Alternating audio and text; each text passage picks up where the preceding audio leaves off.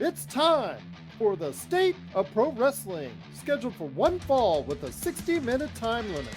And now, from parts unknown, your tag team champions of the world, John Orlando from the PVD cast and Gerald Glassford from the Pop Culture Cosmos.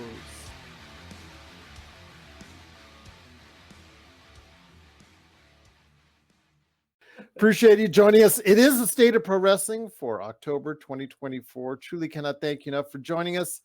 Got a lot of great feedback over the course of the past few months. John and I have been doing this, and I wanted to go ahead and say from all of us here at the State of Pro Wrestling, thank you so much for watching and joining.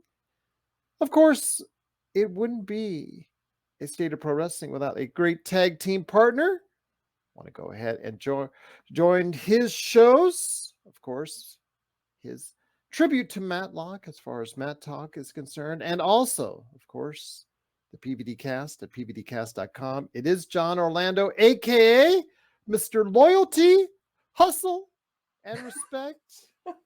You can't see me, but if you only see his social media, you would know that. But John, great to have you here again. You did look more like a John Cena. I don't know what's going on. You needed the wristbands, just the wristbands. It would have made it all complete.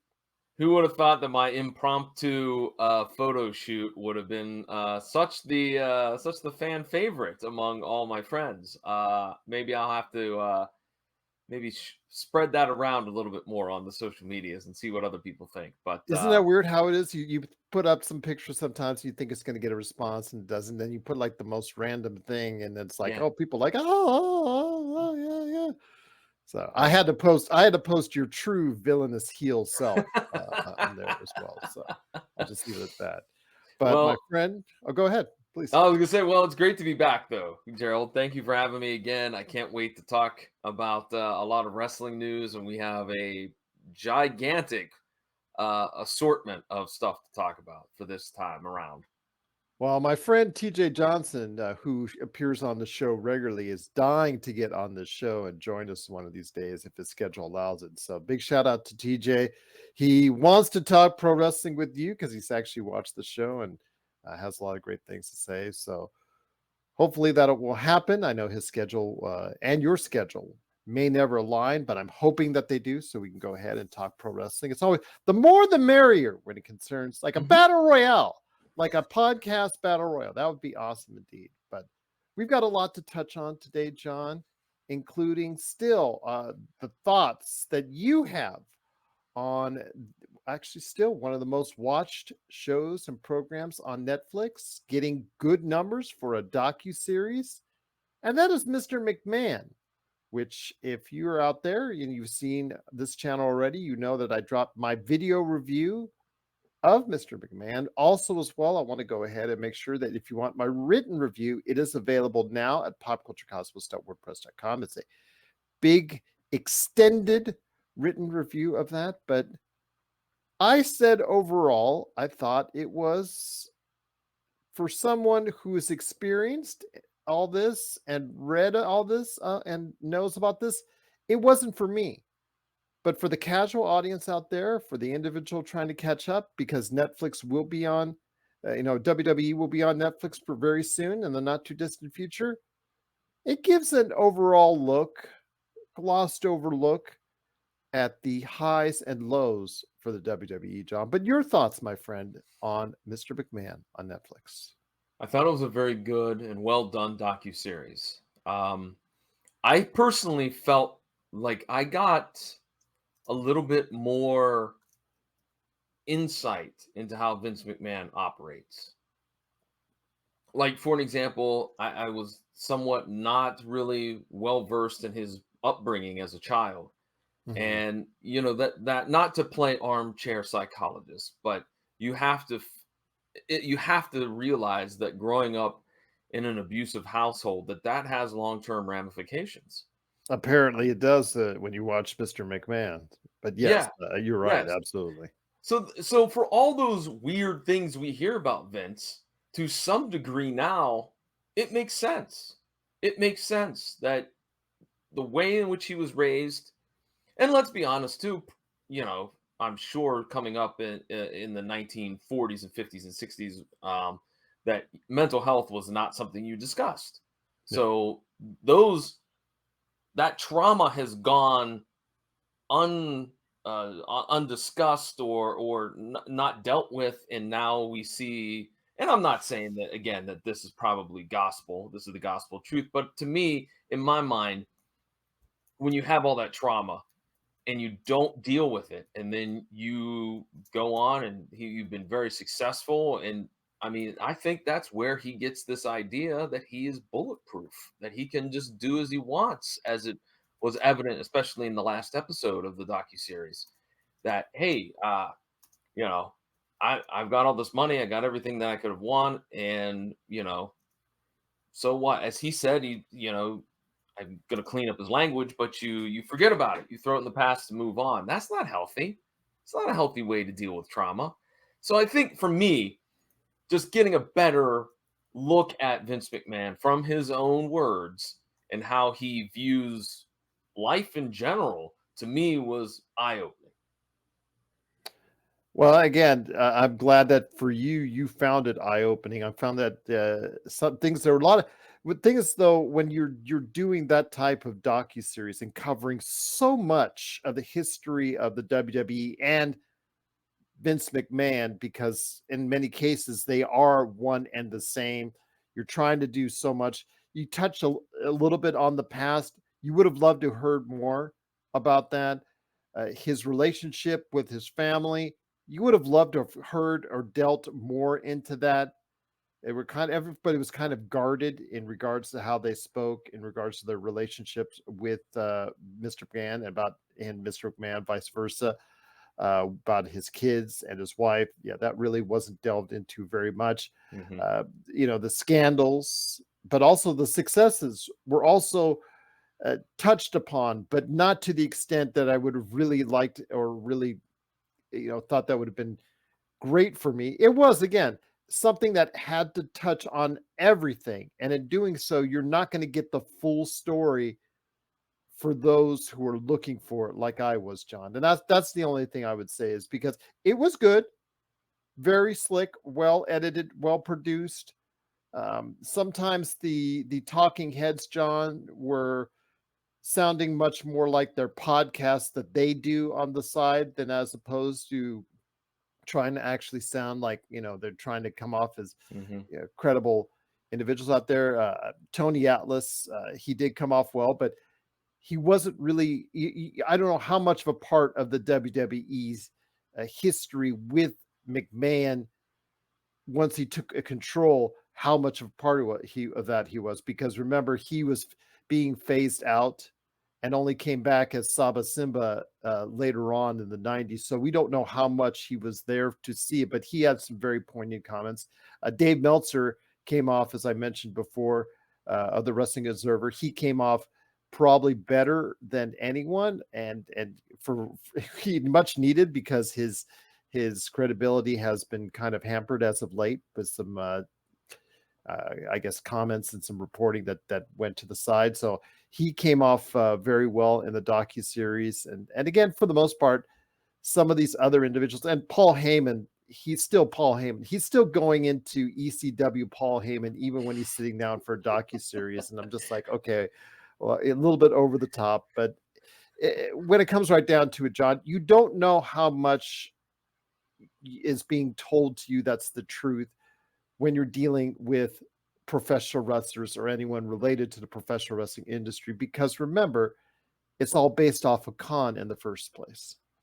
Well, I think that's a problem, but I also will go into documentaries no Grain of matter what the salt, subject. they should have renamed it. They should have named it Grain of Salt. Well, and that's exactly what I was going to say. I think when I go in to watch any documentary, I always take things with a grain of salt, because there is that. There's one side, the other side, and then in the middle is the truth. And so um, I will say this. I did find it somewhat laughable, I believe, in episode 3, when Vince starts complaining about Ted Turner taking his talent and how it was personal. And the producer said, "Didn't you do the same thing?" And then Yeah. no, I didn't, pal. Oh, it's It was different. It's competition. It was different. different. Yeah, Yeah, very I'm like, what? a What are little you bit talking hypocritical, I about? should say. Yeah. Yeah. Um, but yeah, overall, I liked it. I thought it was well done. It was well produced. As I said, I took away from it a little bit of the history of Vince McMahon, and to me, that kind of rolls into some of the decisions he's made as the head of the WWE. I also kind of felt a little bit bad for Shane because it looked like from the information that was presented in the docuseries, it looked like he's always wanted to be and have that relationship with his father that he maybe didn't have. So I kind of felt bad for Shane. Again, the whole relationship with the family, how Stephanie became a bigger entity within the confines of the company than Shane, who was supposed to be the individual that was supposed to be given the first and best opportunity to succeed Vince McMahon. Uh, yeah, it doesn't really explored to really any depths that you want to see it as. So again, it touched on a lot, John, and it Hmm. needed to touch on a lot. And you need to know when you're going to a docu-series like that, if you're planning it out, okay, I'm going to focus on these few things, or do I want to focus on the bigger picture and try to present that as is? And again, this docu-series is not for the, I guess, the well-studied in professional wrestling, because you already know everything that's going to take place. You already know as far as what they're being presented, because it doesn't take a deep, hard look at each of these incidents. It just lets you know what happened, the basics, and then they moved on to the next event or happening in the life of the WWE or Mr. McMahon. It's meant for a casual audience. It's meant for those who might have slipped off the WWE at some point in time and wanted to refresher course, or it's just some of those who wanted to better understand what their fathers, mothers, grandmothers, grandfathers, WWE since 1984 in reality, because it does delve before a little bit beforehand with especially some good archival footage. But Oh yeah. really, the docu series starts to take off in '84 when he brought Hogan into the WWE to get the title, and then WrestleMania from there. But again, it just for those that are well studied in the world of professional wrestling, it doesn't do much for you. But for those that are casual viewers, I really think it's something that they may want to see, because it does for them. They'll find it more enjoyable. It's simply like for instance, the Iron Claw. Remember we were talking about the Yeah. Iron Claw.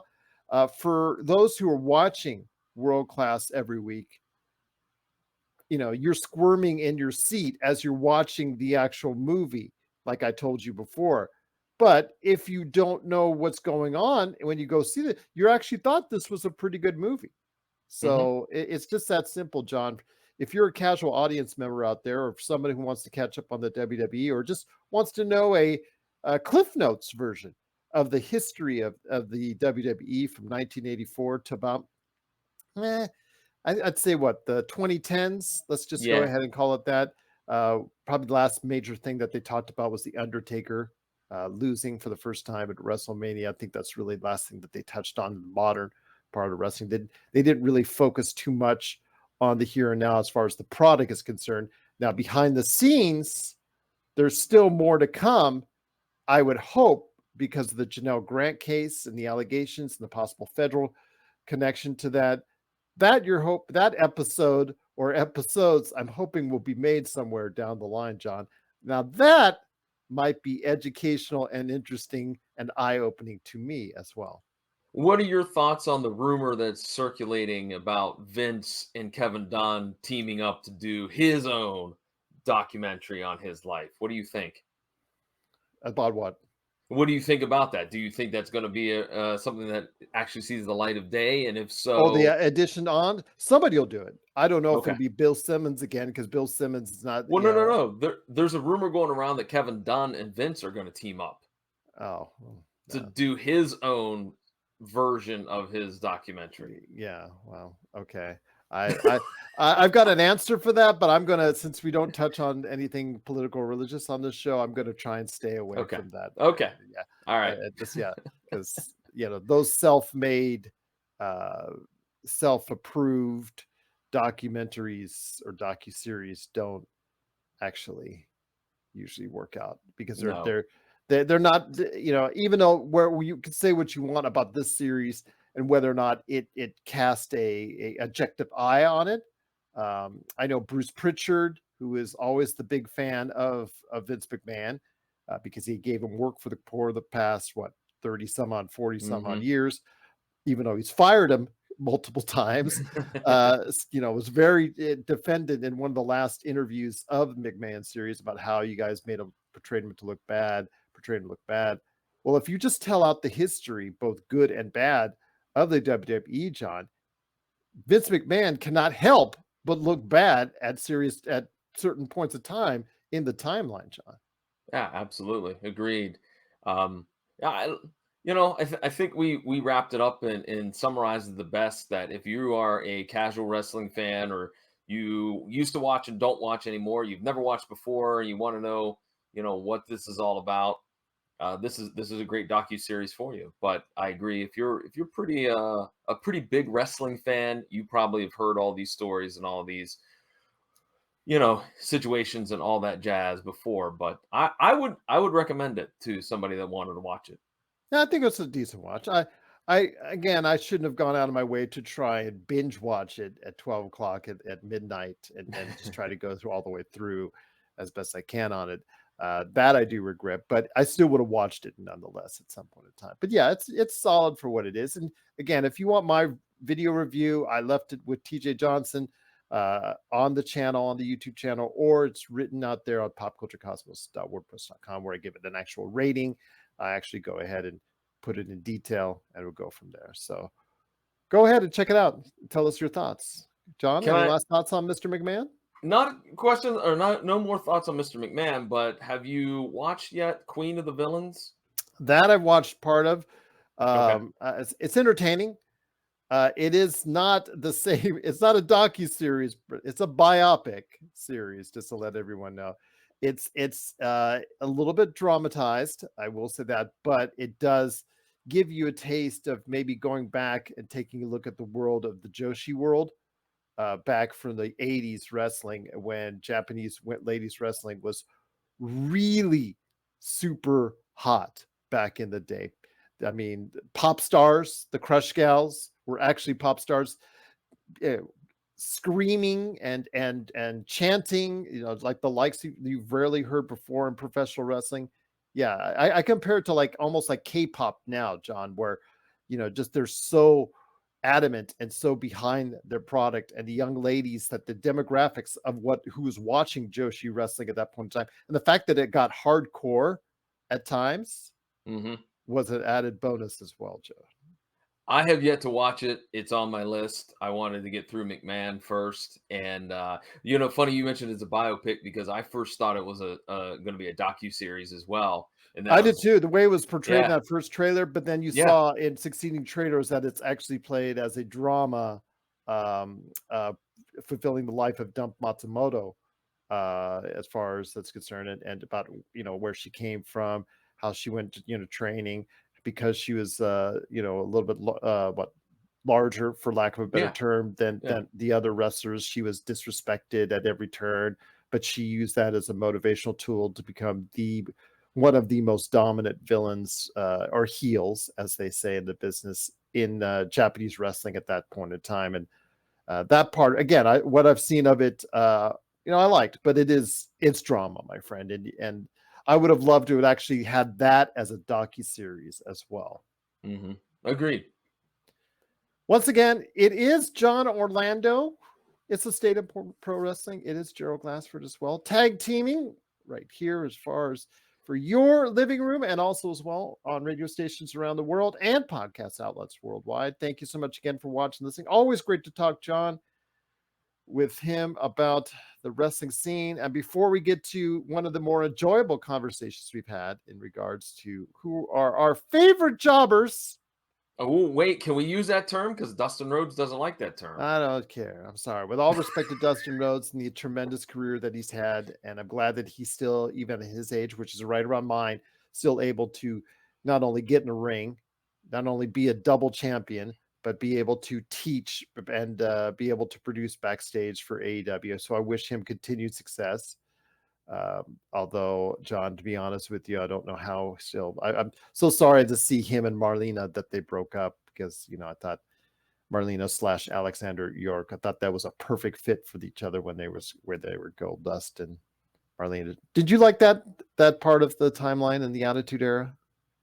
Um, See, I had a problem in the Attitude Era and even before that in the 80s, late 80s, because I watched all wrestling. Like I watched everything, AWA, World Class, NWA, whatever I could get my hands on, I was watching. So for me, like I was very kind of put off by Dustin Rhodes becoming Gold Dust. I was very put off from Cactus Jack becoming Mankind. And it took me a while to get out of that mindset and say, okay, it's a different character.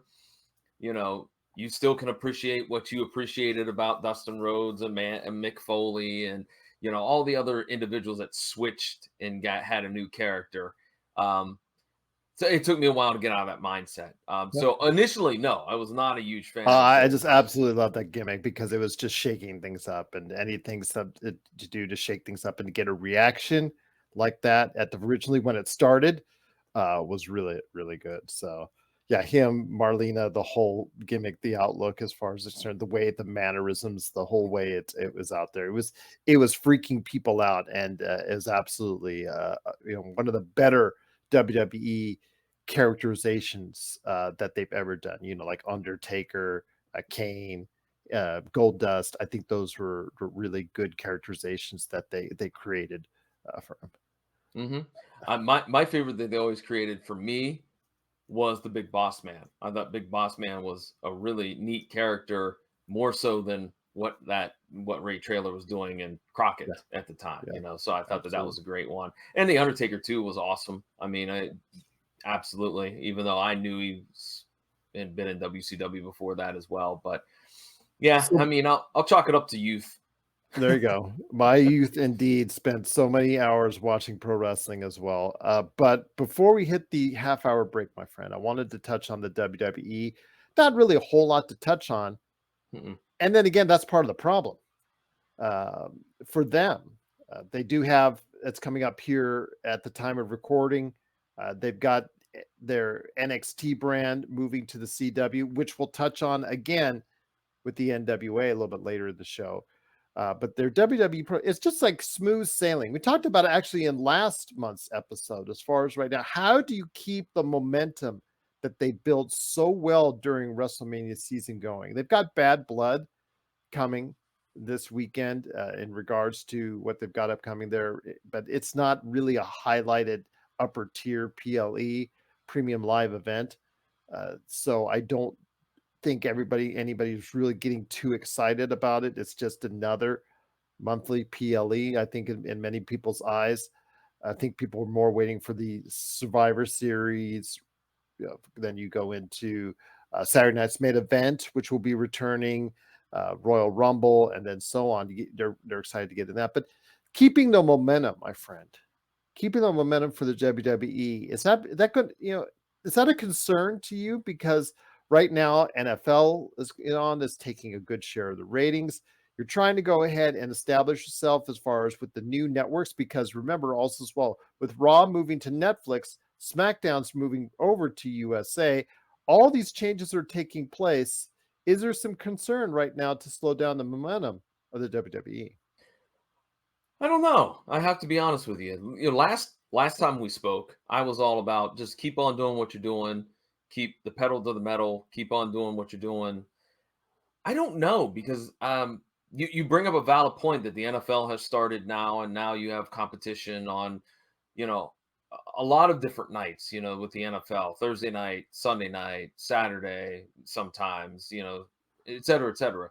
Um, I think that they right now I think it would be hard to do anything drastic. I think it would be very difficult to do anything drastic. I think that again, much like I said last month, I think they need to just keep steady, just keep the ships steady until you figure out exactly some of the storylines that you want to go with. Because right now, I mean, Cody Rhodes right now is kind of involved in AJ Styles. We still don't know exactly what's going on. With the bloodline, they had that short cinematic clip of Cody and Roman doing their face to face. You got to figure out where some of these other things are going to shake out. So I think again I'm gonna be conservative. If I'm running things in the WWE, I'm going to keep things just exactly as they are. Keep the status quo. One of those things, though, took place as far as changing up the status quo a little bit. It was last week, before as we record this, with Jeet. Can you say it? Jey Uso getting the Intercontinental title over, of course, Braun Breaker, aka Braun Steiner. I still want to say Braun Steiner because that's part of his real name. He's got a longer first name, but Braun Steiner. Whatever. Okay. I mean, they acknowledge that his dad and his uncle are the Steiners. So never mind. Okay. Going into that, the thing before we head to the break, my friend, is he was supposed to be portrayed once he moved up to NXT as this badass. And yet each time out was Sami Zayn in getting the title, then losing the title, then getting the title, and then doing this. Now what we're seeing with Jey Uso, you're consistently beating Braun Breaker, who's trying to establish his own career, and you're trying to establish him as this monster. How effective is it? I know the Yeet gimmick is absolutely just it's absolutely just huge. I get that. Yeah. It's off the charts. Yeah. So your thoughts, my friend? Yeet. I mean, it's big, but was it big enough to go ahead and take the title away from Braun Breaker? See, that's what made me scratch my head, is I didn't understand what were they accomplishing by having Braun Breaker lose the Intercontinental title. Yes, I agree. Jey Uso's over like Grover. He's so popular, but what's wrong with doing an extended program other than, as well as I do, when we get to Summer or Survivor Series, that there's probably going to be something to do with the bloodline. So you can't have the Intercontinental title maybe tied up with Jay. So that might be problematic if you were having a longer feud with Braun Breaker and Jay. But I didn't understand it, and I'm afraid that we're going to get Braun Breaker in a start stop type of cycle, and I think that's unfair for him because he is talented. He is very good at making you believe that he would be a guy that would beat you up for your wallet in a dark alley. Like he's got all those tools. He's just got to fine tune them. I don't get it. I don't understand it. Hopefully this doesn't set him back, for a future push or future storylines. But yeah, I didn't understand it either. Well, yeet it is. I know it's huge. I know it's over big. I get that. I understand that. So yeet for everyone out there. If you want to continue to go ahead and support him, absolutely. Congratulations to Jey Uso. He's actually an outstanding wrestler, so I'm going to give him his props on that. But whenever somebody is given a chance, an opportunity to succeed, another one is giving a chance or an opportunity to be put a step down in this case. So we'll see what happens. But the WWE is still trying to go ahead and figure things out as they get to Bad Blood, and also as well through to, of course, next month in November to Survivor Series. So we'll find out what's going on with the WWE. And if you always have questions for us on the WWE, please let us know. popculturecosmos@yahoo.com. 1.5 hour down, 1.5 hour to go here at the State of Pro Wrestling. It is John Orlando for the PVD Cast, along with me, Gerald Glassford. Thanks so much again for listening. Truly appreciate it. Rewind 89. You'll never get any argument from us on how great Taz was as far as a human suplex machine, as far as the size, what he could do. But again, yeah, his neck injuries unfortunately cost him several years and extending it out to, but at least he lives vicariously through his son, Hook, who really has a good future. Go ahead, John. Yeah, you talk about somebody like Braun Breaker who made me believe that he was a bad man. Taz in ECW was that. Taz right there, like just the whole presentation and his work in the ring, his promos, fantastic. I actually the other day was flipping through social media, and there was a compilation of all of his suplexes, and it just made me both from ECW as well as WWE, and it made me a little bit what's the word, nostalgic for Taz in the ring. Definitely a guy that maybe doesn't get as much credit as he deserves. Rewind already has Hook winning the WWE title 16 or 17 times. I would say he's a big fan of Hook and Taz, and there's nothing wrong with that. Absolutely. The human suplex machine. He was. He's still a good commentator, although I don't know how much of a work or how much reality it is him being so irritated half the time on All Elite Wrestling. So he's just very irritated all the time with the other announcers and what they're doing. So I don't know how much of that is work.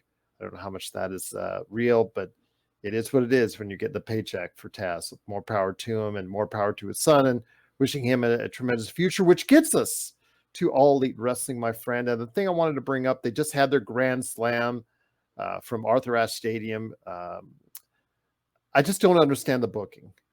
Okay. The fact that they had a match for Bryan Danielson after they put him in his face in a bag, as far as trying to suffocate him, as far as at the hands of John Moxley and his cohorts and all that, trying to go ahead and suffocate him supposedly, and he was supposedly going to be out for weeks, and then all of a sudden he comes back. He's not able to do a title match, but he does a 9 title match against Nigel McGuinness instead. I don't understand that. I don't understand the fact that Darby Allin legitimately, he was chosen to go ahead and get the number 1 spot from winning what he won an opportunity at a title match. Then all of a sudden he goes a few weeks later and goes up to John Moxley. John Moxley challenges him for that spot, and he says, "Sure, yeah, I'll give my title shot away, absolutely." And so of course he does lose and gives his title shot away. I don't understand sometimes what's going on. AEW has some of the best in-ring professional wrestling that there is. I'm not going to disparage it. A lot of people saying it's too high flying, it's too acrobatic, it's not real, or with this that. To me, at sometimes it's really, really enjoyable to watch. The problem is the booking and the storyline telling is really, really, really not enjoyable to watch, John. And it just leaves you scratching your head that somebody better doing a better job could put this company in a better place. The thing that I just thought about with that whole Darby Allin and John Moxley situation, you go back to 85, 84, 83. You have a young, handsome baby face who wants that title shot, and what does he do? He has to fight the heel. But here's the opposite, and that to me, I'm just not used to. To me, Darby Allin's such an unusual character. Does he have honor that he would have to feel obligated to give that title shot to Moxley? I would think that his character would be the type of guy to go fly a kite. I'm not giving you this title shot until you prove that you deserve it. There's that. There's so many. The thing that blew my mind the other day, because I don't think it happened. I think it happened on Collision, but I read about it. Minoru Suzuki against Jack Perry, and Minoru Suzuki ends up getting injured and trying to scurry away from Jack Perry. I'm like, in what universe would Jack Perry scare Minoru Suzuki? There's no that booking doesn't make any sense. The whole booking is a mess, and we talk about it all the time, what they could be doing with some of this talent to really make a difference, and yet it just seems that Tony Khan is fine with just writing checks and letting people do what they want, and if it makes sense, fine. If it doesn't make sense, well, it's okay. I don't get it. I don't understand it. I haven't understood it in a while, so I'm starting to rant, so I'm going to stop. Well, no, I don't blame you a bit, because it is frustrating, because you see a product that could do better. I know that Rewind was talking about Taz and Hook, and that storyline that they had extended with Chris Jericho that may have overstayed its welcome for the FTW title, which was just recently retired. Uh, is it time to put Hook in a higher elevated status on the card instead of just languishing in the mid card? Is it time for him to evolve? Do you think he's ready? Do you think he's ready to get more promo time? Do you think he's ready to get somewhere in advance? Because it's now a point where AEW, with their, I guess, supposed TV deal already in place, maybe it's now time to go ahead, because we haven't gotten a full confirmation of that, by the way, but Yes. from all inferences that there is a TV deal in place. Maybe it's now time that you start banking on the younger members that you want to go ahead and lead into the next decade with the Darby Allins, with the Hooks, with whoever it is that you feel. I don't know if Daniel Garcia's status. I don't, some MJF. I know he's busy filming other movies and doing other things, but it's time for you to go ahead, maybe at All Elite Wrestling, and start coming up with storylines that are effectively making these guys into top flight stars. You've only been able to get one, and that's MJF. You need more. You need more to be sustainable. You need more to grow your audience. Once again, you've lost a great share of your audience since your original showcasing, where you were over 1 million viewers at that point in time. You've not even approached 1 million since, as far as after that initial wave. You've gone down, you've gone down, you've gone down. Now you've leveled off around six to 700,000, John. To me, that would be concerning. It means that you're comfortable with what you're doing. And to me, that would not be acceptable.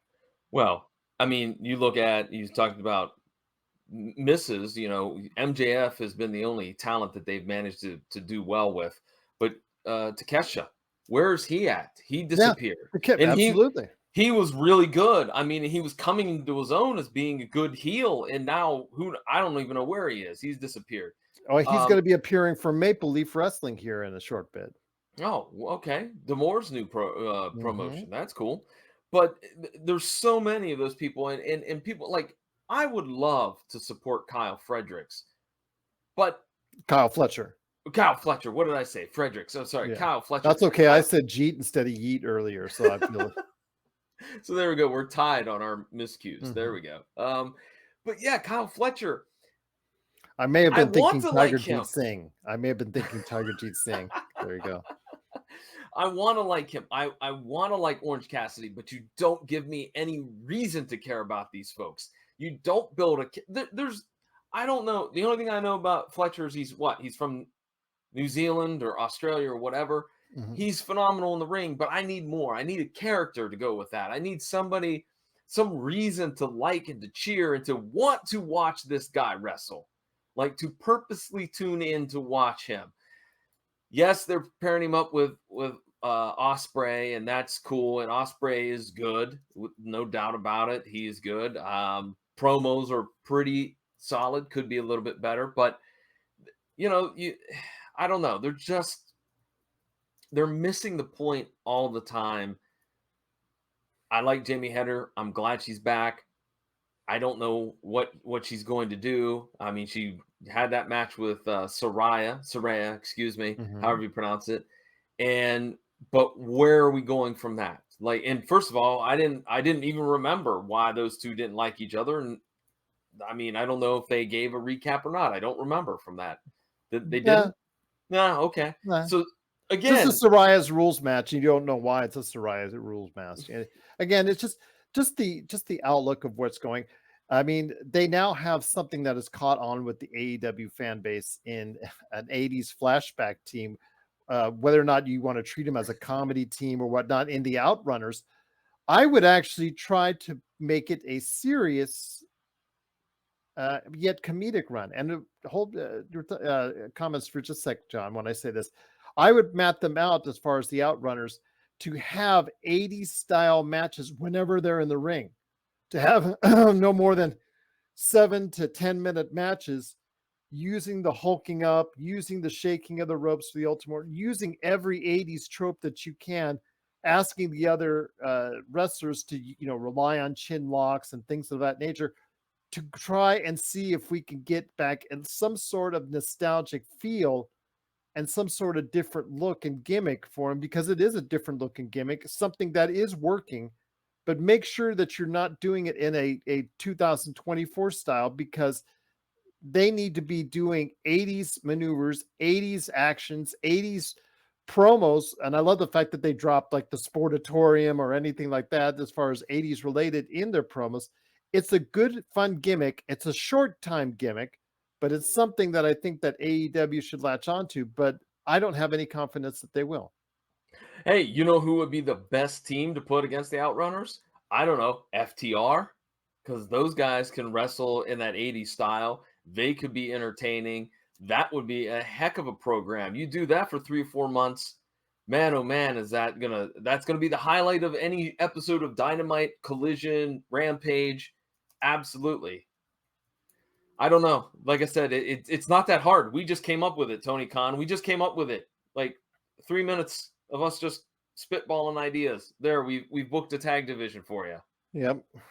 Absolutely, but we'll see what happens. It is All Elite Wrestling again. It's very much in flux as far as what they want to do. They've got the new TV deal in place. I guess from what rumor has it, as of this recording, they will be putting their PLEs going forward on Max.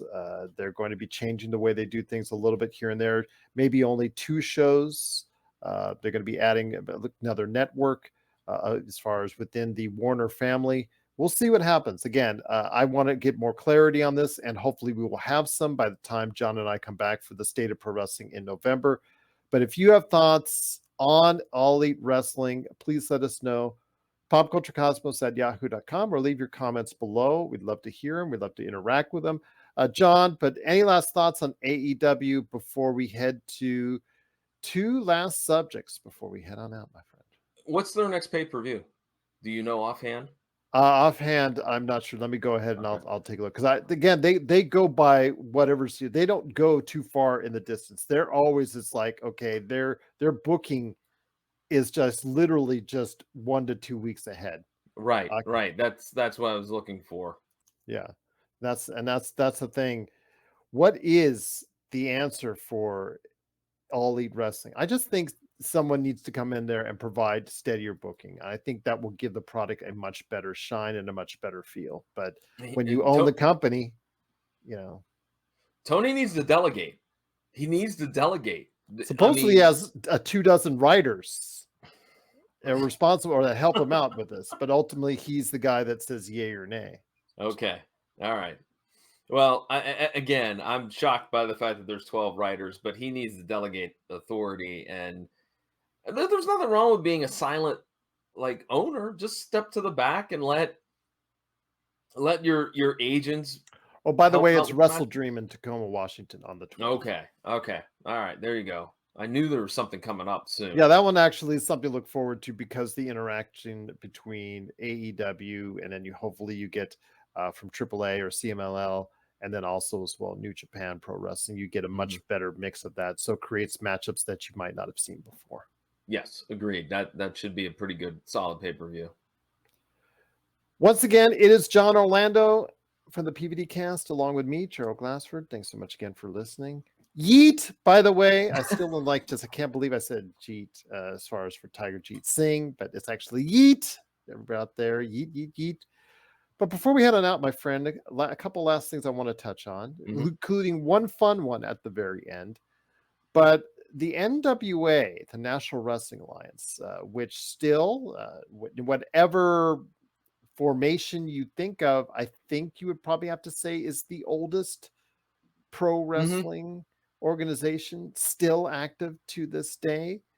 The lineage of the world title, which, if you really want to go ahead and deep dive and look at it, you would probably say the NWA world title should be the most prestigious title on the planet, just because of its sheer age. I'm not saying because of the company, not saying because of anything. I'm just saying because of the NWA title's age and the fact that who's held it over the course of the many decades. I'm not saying EC3 isn't one of those specialized individuals. I'm not saying not. He's currently the company's champion, and wish him well. But the lineage of that where that from Funk to Rose to Flair to you name it's a who's who list. Through Thez, just the names involved with the National Wrestling Alliance. Well, the National Wrestling Alliance, John, in the Hmm. latter part of the last decade, was bought by the frontman for Smashing Pumpkins, Billy Corgan. And he has been running NWA ever since. But has he been running NWA? They went from a YouTube promotion, they went into a as far as a pay-per-view promotion. Then they're now went to a CW promotion. But now they're being, I don't know if they're leaving voluntarily or they're being kicked off the CW app, but they just announced as of today that they are moving to Twitter as far as for the next few weeks of NWA Power, which may be one step out the door, close to being out the door and being finalized for good. Your thoughts, my friend, on the situation with the NWA? It does not look great. I don't know what's going on. They're now not having any current, I guess, shows. The shows that they're going to be running off of NWA Power are based off of a card that was taped in August. It's now October. If you were an NWA wrestler, would you be concerned? I would be concerned. The NWA has been pairing up with these other smaller independent companies. I know, like for an example, there's one here in Cleveland, Ohio, Exodus Pro Wrestling, that they're paired up with. I know that they have had wrestlers go out to independent shows and wrestle independently, and they have to be mentioned as being an NWA star. But I don't know. I think that there's a lack of organization as well in the NWA. There's lack of a direction. You have to look back to when they started that show Power. It was really a hot ticket for a while, and then COVID hit, and that's what wrecked a lot of their programming, because not only was there no fans there, but people like Eddie Kingston and Ricky Starks, they took off and went to AEW, so they lost a lot of talent.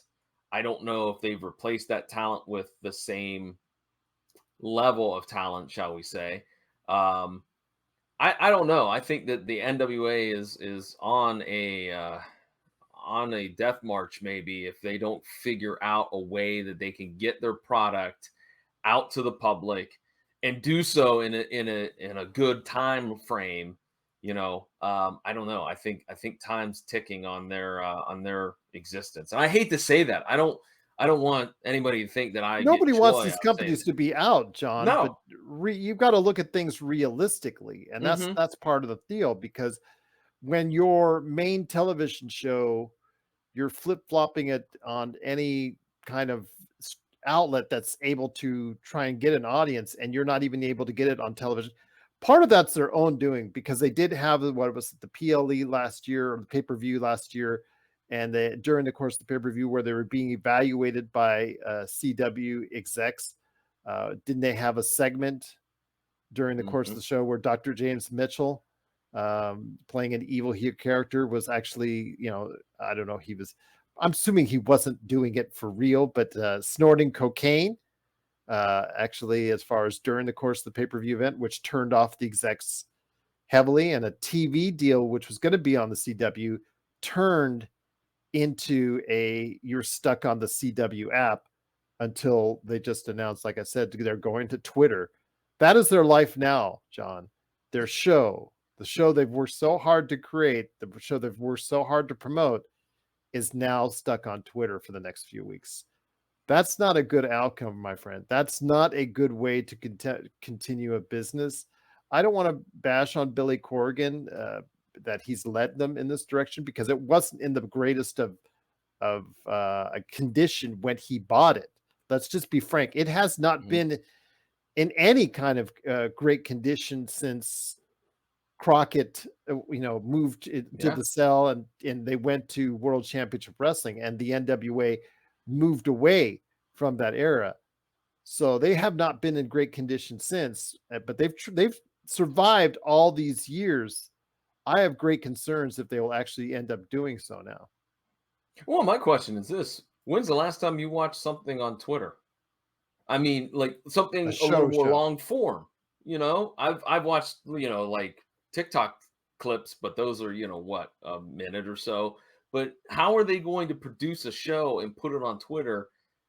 I don't even know how. I assume it's much like I go there YouTube, for but my basketball up news and updates, so that I could translate that to my audience. But outside of that, I don't watch it for shows. Yeah, a lot of people yeah, don't usually watch it for shows.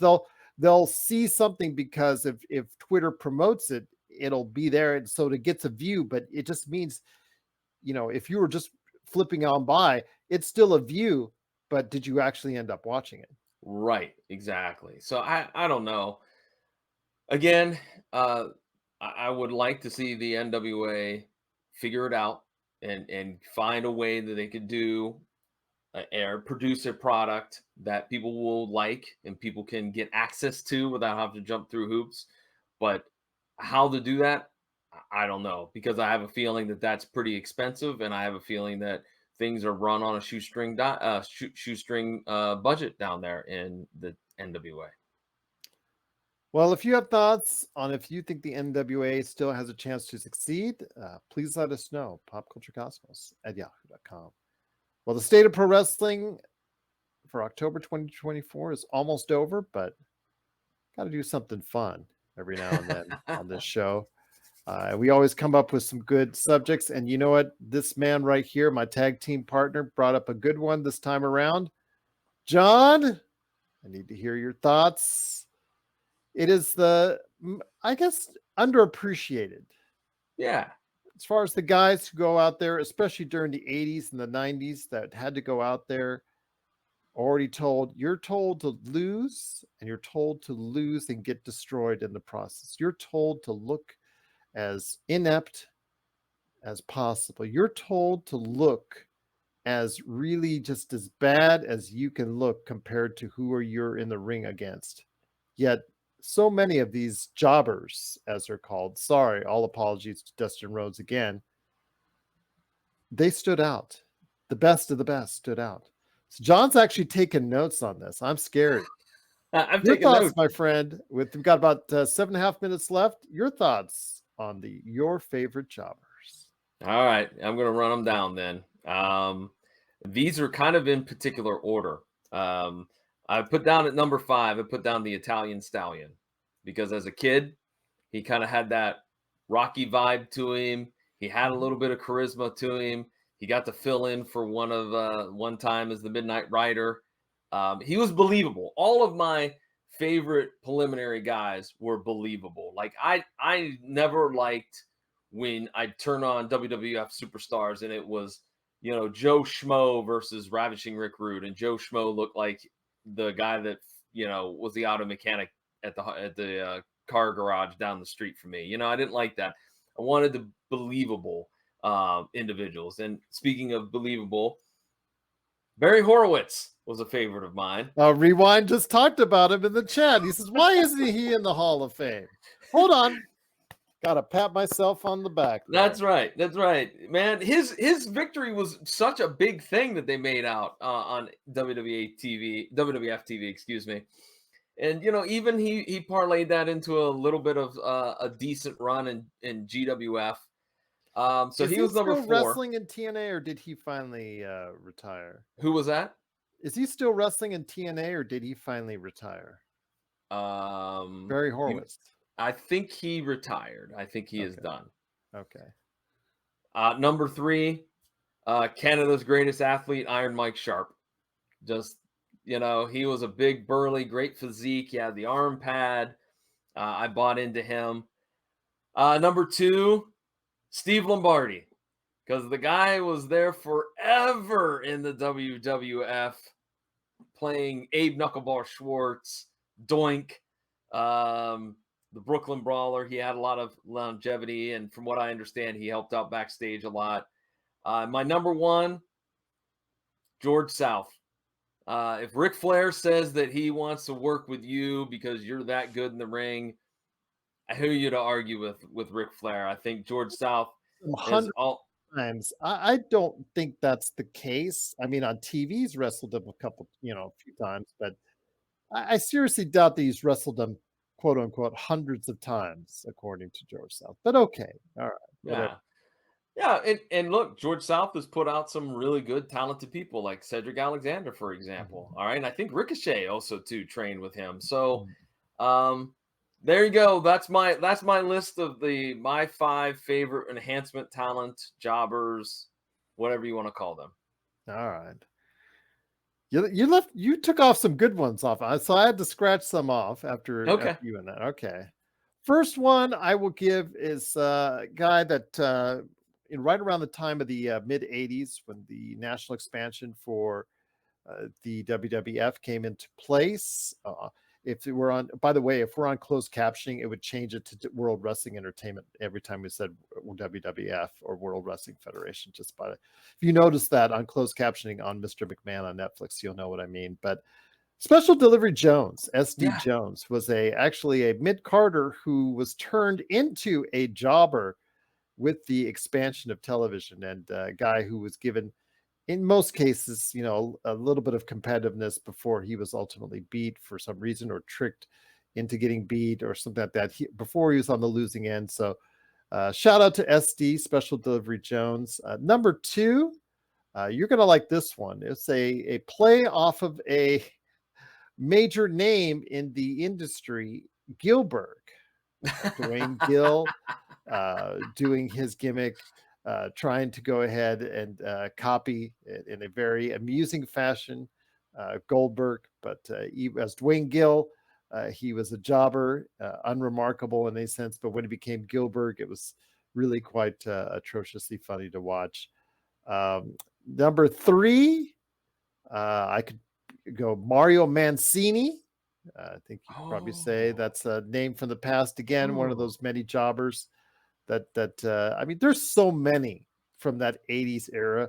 So many again, some of those wrestlers you had to go ahead and say, did you really need the money to go ahead to come up WWE and look that bad, or World Wrestling Federation look that bad? Because some of these guys were, I don't want to say stars, but they were guys with successful careers in the mid 80s in territories, that were Mhm. still alive at that point in time. But as they were dying, some of them didn't have a choice. So the Tim Horners of the world, uh, Scott Sam Casey's of the Houston. world, Scott Yes. Casey's of the world.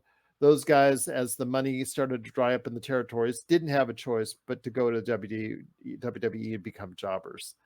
Number two, it's the biggest ever success story for a jobber to I guess, fame and success. You could say it's Rick Rude when he was Rick ROD. I remember him getting squashed by Kamala one time, but I'm going to say Mick Foley because remember Mick Foley Oh. started out his career, uh, you know, I guess after doing a couple high school events, he was asked to do some jobs in the WWE or WWF at that point in time. So he is one of the biggest success stories because the guy, he never looked like the wrestler that you wanted to go ahead Mhm. and think that he was. And he did. He ultimately became one of the greatest to ever do it and one of my personal favorites, if not my favorite wrestler of all time. And last but not least, as we head on out, my friend, want to go ahead and say Lee Scott. How could I not give I Lee Scott some love out there? I knew you were gonna pick him. I knew you were gonna He pick him. is that guy, that car mechanic that is down the road at your garage. He looked exactly like that guy, but man, could that guy take a beating, which made it look as real as possible, and he would get destroyed and come back the next week and next week. So Lee Scott, my kudos to you as my, I don't say my favorite jobber, but I think the best jobber of all time. I got a copyright strike because of him on last month when we showed him getting squashed by Ah, Sid Vicious. So that's how good it is. So that's how okay. good he was. Well, John, it's been great to have you. Yes, Shawn Michaels did jobs as well. I would still, I like Mick Foley better, but yes, I know Shawn Michaels did some jobs in Kansas City, and while he was still traveling before it became the Rockers as well. Stewart, that's actually very good as well. But I'm a Mick Foley fan. Sorry. I know Shawn Michaels to some is the greatest of all time. I'm not one of those, but he is still up there in the upper echelon as well. So, John, I know you have been working so hard on your shows. Give that pitch, that magical pitch and plug before we head on out. All right. Well, I have two podcast projects that I'd like to talk about real quickly. First off is the PVD cast, where I And sit down with. one last thing, I'm sorry. They technically, all those stars that you're out there today, all the big stars have done jobs. Oh, So, yeah. like the Hardys did jobs like that. When you really think about it, so yeah. But I don't think anybody thought Mick Foley would have a career as far as when he was doing jobs back then. So, but again, get back to your PVD. Anyways, you can listen to the PVD cast, which is my own personal podcasting project. It's available at pvdcast.com or wherever you find great podcasts. I've been lucky enough to talk to some really great creative comic book creators here in Central Ohio. And this week's episode is my conversation with Kate E. Lohr. We talk about Kate's great comic called Melancholy Evil Pop-Tart. It's a weird one, but it's a great one. You definitely need to check it out. So again, that's pvdcast.com or wherever you find great podcasts. And of course, I'm one half of the duo that brings you Matt Talk, the only Matlock-themed podcast on the face of the planet. We just wrapped up a 15-minute little kind of impromptu discussion video about the new episode, or the new series, I should say, of Matlock with Kathy Bates. And we give our 2 cents worth on the show and what we liked and didn't like. And that's available pretty much wherever you can find, whether it's YouTube. We have our own YouTube channel. We have it on Twitch. We have it on Facebook. We have it all over the place. Best place to go if you want to find out where. Facebook at Matt Talk Podcasts. So Rewind 89 is asking on the PVD cast, when you bring on your wrestling guests, do you talk about Taz Hook? And I'm assuming Sabu, because he was also a big ECW fan. It sounds like he's an ECW mark, as they would say. Yes, absolutely. I love talking about ECW. I was kind of like, I would go around and follow ECW. I'm not ashamed to admit it. I would kind of be like a deadhead. Like if they were going to be in Dayton, I'd go to Dayton. If they were going to be in Indianapolis, I'd go there. I wouldn't go far, but I'd go far enough I could catch them. West Virginia, I've been to a couple shows there, so I love ECW. It was great. Yep, Extreme Championship Wrestling. Just the days gone by. One of these days we should do a retrospective on these. Okay, I would be down for that. I've also talked about the greatest promos of all time. Not the promo makers, but the greatest promos of all time. Talk about judging on stuff like that. We still got to do our own promos as our own tag team, like we did before. So many subjects we can talk about, along with what's going on currently in pro wrestling. So, John, it's always great to have you on as my tag team partner. We do this once a month. We are here on the Pop Culture Cosmos. Otherwise, I do cover the entertainment world, video game world, and more right here at the Pop Culture Cosmos. Fantasy football we touch on this show, on this channel as well. So please like and subscribe. Subscribe today to get the latest notifications on when we go live on the air with the latest Pop Culture Cosmos, PC Multiverse, Super BS Gamescast, also as well Inside Sports Fantasy Football, and last but certainly not least, getting into the ring for the main event, all of us right here at the State of Wrestling. Thanks so much for joining us, and we'll see you next time on the State of Pro Wrestling. We'll get back in the ring, everyone, next month.